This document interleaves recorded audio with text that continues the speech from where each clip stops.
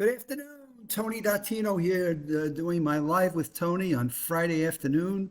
As you may have seen on the summary of this particular Live with Tony, Wednesday, Michael Dottino and I were doing a workshop at a pickleball club in Pecona, Florida, and it's called Pictona at Holly Hills. Fabulous facility, amazing pickleball courts like I've never seen, and shuffleboard and croquet. I mean, it's a complex to bring people together in the community to be engaged and have fun and continue to build their healthy bodies and healthy minds. So it was fabulous. So we did a session up there we call Memory 101.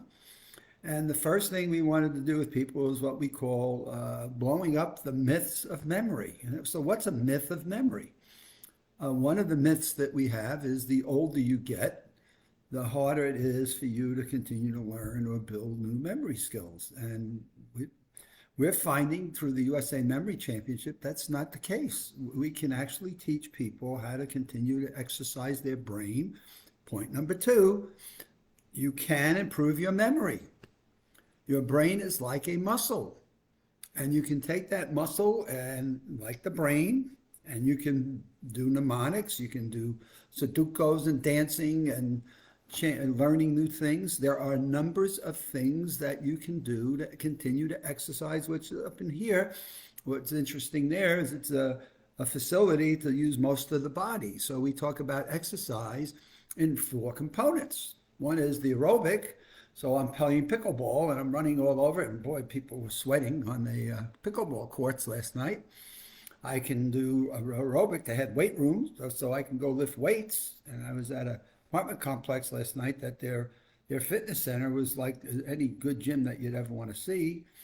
The third thing is you want to have flexibility. Okay, you want to limber up those shoulders and those muscles that are in the bod. And the fourth one then is you want to have balance. So standing on one foot, like I was just reading recently, stand on one foot for 10 seconds and then move the foot forward or move the foot backwards and keep it up in the air and lift it and do that for each leg and practice it until you get it. So the point of the matter is you can exercise and work your brain in a similar fashion, given the desire to want to do so and the belief that you can. So in our workshop last night, we wanted to make sure that people understood your brain is it's not, don't put it into the muscle groups, but it's like a muscle. And you have to, as one of the people in the seminar said, you either use it or lose it, use it or lose it. Yeah, you use the darn thing, you continue to learn and grow and build new connections to it. And therefore, there is no such thing as you're too old to learn how to improve your memory. And so we had some of that conversation. And certainly a lot of people are worried about dementia and Alzheimer's, and most people worry about losing their memory because that's who their whole being is. That's what they're about. That's everything they've got in their whole life is stored up in here. And the third myth that we discussed last night was simple, right? A lot of people think that I've got only so much storage in here, so I don't want to over-exacerbate the storage. I don't want to put too much information into my brain. As Michael was sharing with kids that he's been teaching, the kids are afraid of, my goodness, if I put too much in there, am I going to have enough when I'm older?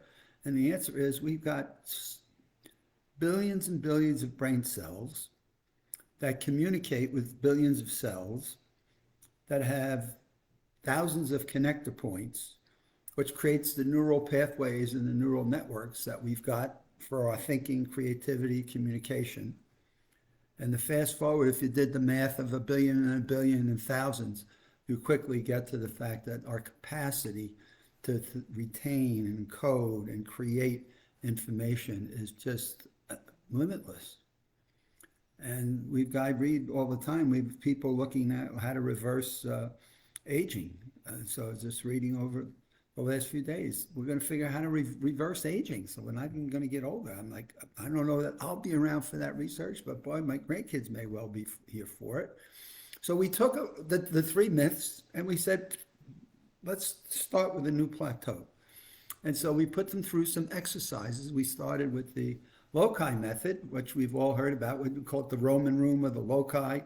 where it started in Greece and then it moved over to Rome, and emperors would use it to get up in front of their electorate and sound brilliant by not looking at notes, and basically visualize the objects in a palace that they had in their castle.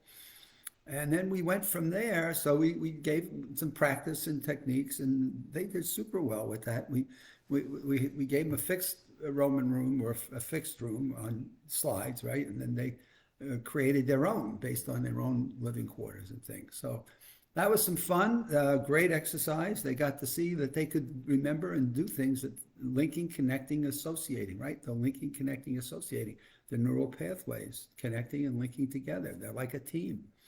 And then we closed out with I think Michael does a fabulous job on memory rhythms.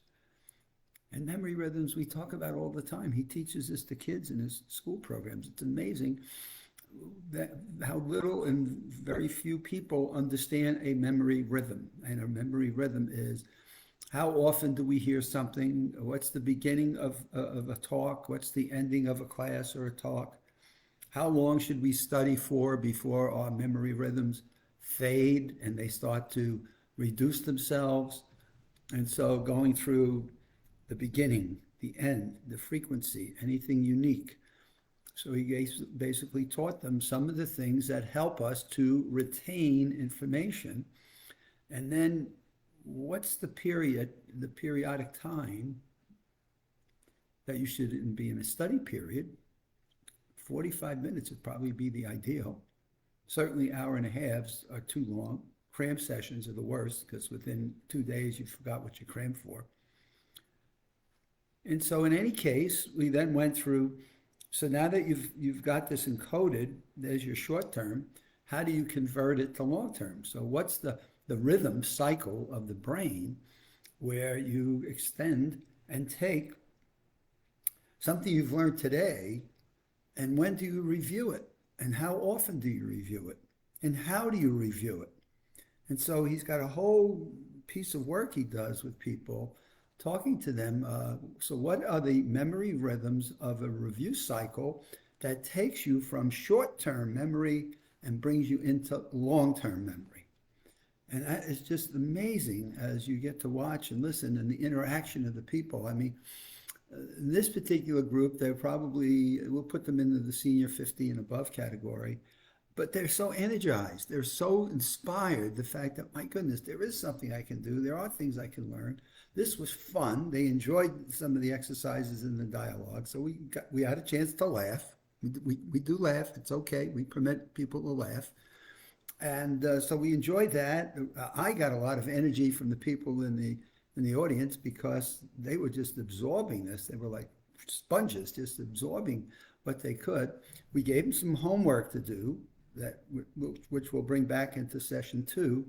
And we left them with, and here's what we're going to be covering in the next session. So any of you that have enjoyed this and have friends that you want to bring to the next session, be welcome. We'll find room for them, and we'll put them into the second part of this 4-part series.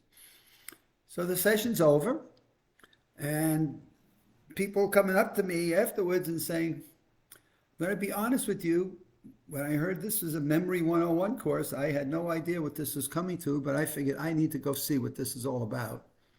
And I wouldn't leave I sat in the back of the room, right? So we got a couple of people. So when we sat in the back of the room, we thought we'd sneak out after a while if it weren't too exciting. And the fact of the matter is, I want to learn more. I can't wait to come back next week. And the sad part about this is how many people have said that to us, be it whether Michael or myself, that at the end of a session tell us exactly that same thing. My goodness, we had no idea what this was going to be like, but boy, was it enjoyable, was it fun, was it engaging, and more people should be sitting in listening to this. And that's been the story of my life as I teach people these things. And it opens up and it creates a nudging or an opening up of a door that basically says there's hope for all of us. Now what we've got to do is, first of all, flip that switch and blow up the myths, and then find the method and the practice on how you can all improve our memories. And we're not going to run out of storage, so we don't have to worry about that part of it at all. and then just find the things that are engaging and fun that people enjoy or you enjoy, and off you go with your progress. So with that, have a great weekend. I'm back here on Monday evening, and probably not going to be here next Wednesday either because we're doing part 2, but I'll do the Monday, Friday next week. And enjoy the weekend, stay safe, and still be sharp on what we're doing with COVID. We're still having challenges.